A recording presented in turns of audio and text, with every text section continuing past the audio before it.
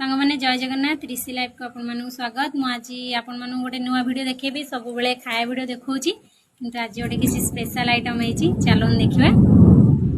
Please blog टा काढ दियो। देखंतु आज पखाळ भात ता सहित एटा को पूरा भल भाबरे देखंतु सांग माने। मा एटा कोन माछ पत्र पोड़ा। हां माछ पत्र पोड़ा।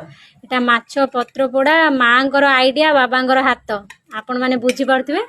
माने माछ को पत्र रे पोड़ा है कि हेची ता सहित पखाळ देखिले बहुत टेस्टी हेची माछ पत्र पोड़ा ता सहित आज हमर संडे रे स्पेशल पखाळ आ ये होची माछ डालमा मां को बहुत भल लागे सेति पई ये होची करेंट नाही तो सेति पई होची साग मुग आ ये होची टिके चकड़ा चकटी सब वीडियो रे तो जानचनी हमर हुए। ये गोटे आलू तरकारी संडे रे आज हमर या स्पेशल संग माने रहूची। जय जगन्नाथ बोलियोला।